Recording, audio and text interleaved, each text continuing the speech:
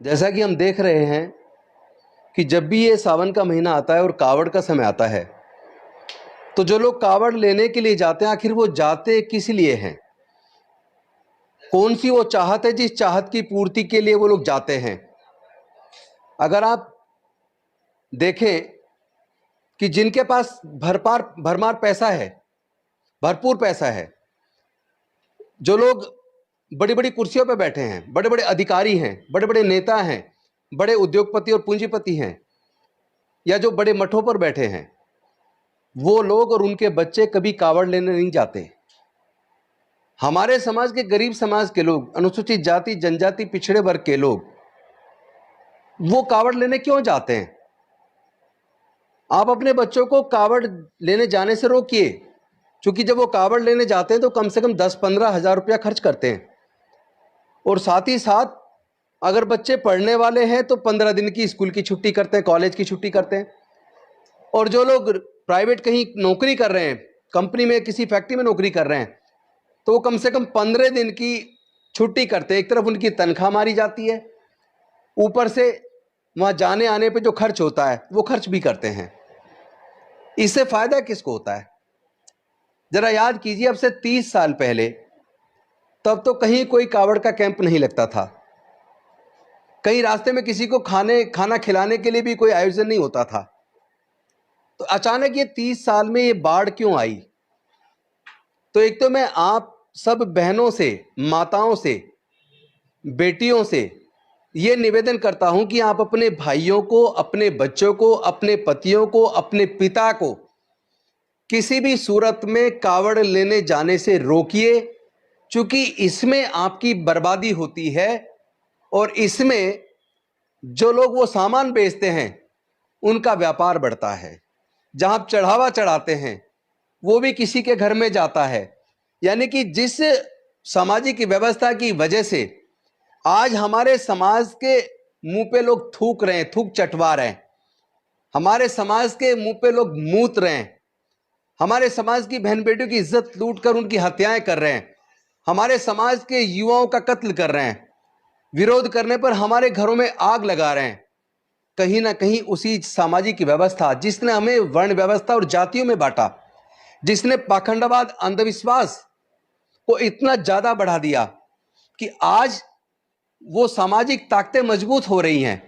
और जब वो सामाजिक ताकतें जिसने वर्ण व्यवस्था और जातिवाद बनाया, जब वो मजबूत होंगी तो जातिवाद और वर्ण व्यवस्था भी मजबूत होगी। फिर उत्पीड़न की कार्रवाई भी ज्यादा बढ़ेंगी। जैसा कि पिछले 9-10 सालों में उत्पीड़न की घटनाएं बढ़ी हैं, होना कम चाहिए था लेकिन घटनाएं बढ़ गई हैं। देश का संविधान खतरे में है, देश का लोकतंत्र खतरे में है। तो आपके बच्चे आखिर वहां क्यों जाते हैं? जितने भी दंगे होते हैं, दंगों के अंदर जो बच्चे मारे जाते हैं या जो बच्चे दंगे के बाद जेल जाते हैं, वो कौन है? उसकी लिस्ट कभी निकाल के देखिए, ऑन रिकॉर्ड देखिए, आरटीआई लगा के सरकारों से मांगिए। आपको ये जानकर दुख होगा कि दंगों में मारे जाने वाले लोग, दंगों में जेल जाने वाले लोग, दंगों में सजा पाने वाले लोग, दंगों में बर्बाद होने वाले लोग इसी अनुसूचित जाति जनजाति और पिछड़े वर्ग के मिलेंगे। मैं पूछना चाहता हूं, जब हमारे लोगों का कत्ल होता है, बहन बेटियों की इज्जत लूट के उनकी हत्या कर दी जाती है, हमारे लोगों के घर जला दिए जाते हैं, हमारे लोगों के ऊपर पेशाब किया जाता है, हमारे लोगों को थूक चटवाया जाता है, किसी का मुंडन कर दिया जाता है, उस वक्त वो संगठन जो फिल्म के अंदर किसी डायलॉग मात्र पर किसी सिनेमा घर में आग लगा देते हैं, रोड पे आके धरने प्रदर्शन करते हैं, तो हमारे ऊपर पेशाब करने पर, हमारे युवाओं की हत्या करने पर, हमारे घरों को जलाए जाने पर वो विश्व हिंदू परिषद कहां चली जाती है? वो बजरंग दल कहां चला जाता है? वो आरएसएस कहां चली जाती है? ये सबसे बड़ी हमारी गुलामी का कारण, हमारी बदहाली का कारण सबसे बड़ा हम स्वयं हैं, क्योंकि हम उस सामाजिक व्यवस्था को मजबूत कर रहे हैं।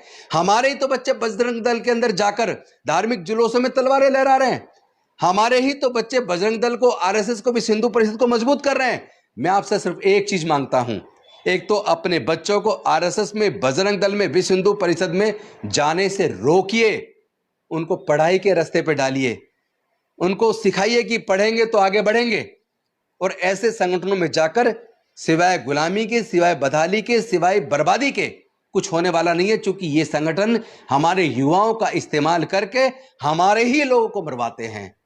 ये अल्पसंख्यकों को मारना, दलितों को मारना, आदिवासियों को मारना, पिछड़ों को मारना, अरे इनकी हिम्मत इतनी हो कैसे जाती है? ये सच बताऊं तो ये जो अभी मैं देख रहा था उत्तराखंड के अंदर, जो एक साधु बोल रहा है कि पूरा हिमालय हमारा देवालय है, हम यहाँ किसी बौद्ध को, किसी मुस्लिम को, किसी ईसाई को रहने नहीं देंगे, और जिस तरह की धमकियां खुलेआम गर्दन काटने की धमकी ये साधु के भेष में जो लोग देते हैं, मैं कहना चाहता हूं आप इनको पहचानिए। ये निश्चित तौर पर इनकी अगर जांच की जाए, ये साधु कतई नहीं होंगे, ये जरूर अपराधी होंगे जो अपराध करने के बाद पुलिस के अरेस्ट से भागे और गेरुए कलर के कपड़े पहनकर ये साधु संतों को भी बदनाम कर रहे हैं। क्योंकि साधु संत का मतलब क्या है? संत का मतलब होता मानव कल्याण के लिए काम करना, घर बार परिवार सब कुछ त्याग कर कैसे दुनिया में शांति कायम हो, कैसे मानवता बढ़े। तो इसलिए लोगों ने ये वस्त्र पहने और घर का त्याग किया, वो लोग साधु और संत कहलाए। लेकिन आज जिस तरह साधु संत का भेष बनाकर ये आतंकवादी, ये अपराधी, ये लगातार खुलेआम लोगों को धमकी दे रहे हैं, लोगों को मारने के, पैरेलल आर्मी बनाने की बात कर रहे हैं, कत्लेआम मचाने की बात कर रहे हैं। साधु का काम कत्लेआम मचाना नहीं है, साधु का काम नफरत फैलाना नहीं है, साधु का काम लोगों के बीच में वैमनस्य बढ़ाना, आग लगाना नहीं है। ये बेसिकली साधु नहीं है, अपराधी है। मैं सरकार से मांग करता हूं इनकी जांच कीजिए, इनकी बैकग्राउंड चेक कीजिए। ये अपराधी मिलेंगे जरूर, कहीं ना कहीं ये अपराध करके भागे हुए लोग हैं, ऐसे लोगों को जेल में डालिए, क्योंकि ये देश को तोड़ने की साजिश कर रहे हैं, ये देश के अंदर नफरत फैला रहे हैं। हो सकता है किसी पार्टी विशेष को इससे फायदा हो जाए, छोटा मोटा फायदा, लेकिन याद रहे जब देश टूटेगा तो पूरे देश को बर्बादी होगी, पूरे देश का नुकसान होगा, क्योंकि ये देश तोड़ने की कार्रवाई है। जब लोग घर जलते हैं ना, तो वो पड़ोसी के घर को भी अपने आगोश में ले लेते हैं, वो फिर किसी की जाति और धर्म नहीं देखती आग। तो इस आग को जलने से रोकिए। सरकारें अगर ऐसे लोगों को बढ़ावा देंगी तो मैं आपको बता देना चाहता हूं, ऐसी सरकारों को भी हम निस्ते नाबूद करेंगे। हम छोड़ने वाले नहीं हैं, हम सच्चे देशभक्त हैं, हम अपने देश से प्यार करते हैं, अपने देश के संविधान को भी बचाएंगे, देश के लोकतंत्र को भी बचाएंगे, और अपने देश में से इस नफरत के वातावरण को खत्म करके शांति और मानवता का पाठ जो तथागत बुद्ध ने दिया था, उस पाठ को पूरी दुनिया को हम लोग पढ़ाएंगे। और मैं निवेदन करता हूं फिर से, आपसे दो ही चीज़ मांगी हैं, ऐसे नफरती संगठनों में जुड़ना बंद करिए, और आप कावड़ लेना जाना बंद कीजिए, कथा सुनना बंद कीजिए। क्योंकि जो कथावाचक हैं बेसिकली इनके भी आप इनकी वाणी देखिए, इनकी वाणी के अंदर भी आपको नफरत नज़र आएगी, इनकी वाणी के अंदर भी आपको मानवता नज़र नहीं आती, शांति नज़र नहीं आती। इसके अंदर जो नज़र आता है, ऐसा लगता है जैसे किसी पार्टी विशेष के कार्यकर्ता और प्रवक्ता हों। तो ऐसे प्रवक्ताओं को सुनना बंद कीजिए, और ऐसे मीडिया चैनलों को भी देखना बंद कीजिए जो बीजेपी के प्रवक्ता के तौर पर अपने चैनल पर डिबेट कराते हैं तो केवल नफरत बढ़ाने के लिए। बस इतनी दो मांगे मैंने आपसे की हैं। इन्हीं मांगों के साथ मैं उम्मीद करता हूं आप मेरे दिल की पीड़ा को समझेंगे और मेरी इस मांग को स्वीकार करेंगे, और अपने बच्चों को ऐसे संगठनों में जाने से और ऐसे दंगों में अपने बच्चों का इस्तेमाल होने देने से और ये कावड़ वगैरह में, कथाओं में अपने बच्चों को जाने से रोकेंगे। मैं ऐसी आपसे उम्मीद करता हूँ। बहुत बहुत धन्यवाद। नमो बुद्धाय। जय भीम, जय भारत, जोहार।